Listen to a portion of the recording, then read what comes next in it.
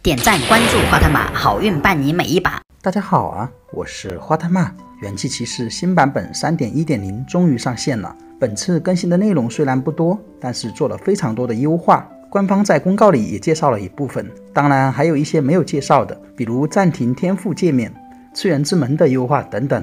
这里我就不多做介绍了，大家在游戏体验中自然会发现的。本期我们来具体看一下新增的2个 BOSS 皮肤的技能展示，警官的猴王和道士的哥布林祭司皮肤。这次警官的猴王皮肤真心不错，3个技能还带了特殊的音效，这个在展示的时候大家可以仔细听一下。道士的哥布林祭司皮肤暂时就没有音效了。好了，我们先来看一下警官的。首先是一技能转枪，转枪的和平精英变成了猴王手里的大菠萝，非常的带感，有没有？然后是2技能赏金标记，锁定的标记变成了猴王的金色面具。接着是3技能空中支援，之前预告里没有看清楚，这次可以看清楚了，竟然是一组猴子挂起来丢香。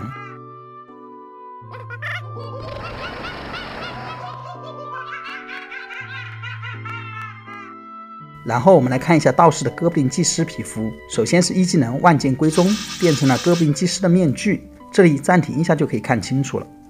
接着是2技能乾坤大挪移，这个应该是哥布林一族祭司用的图腾法阵吧。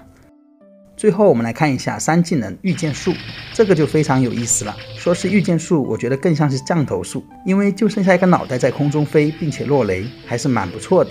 对了，大家别问我为什么没有宝石和皮肤了，因为我已经从 iOS 转战安卓了，老苹果被我丢在家里，所以很多东西需要重新干重新刻了。好了，本期新增的2个 BOSS 皮肤就展示到这里啦，感谢大家收看，我们下期再见。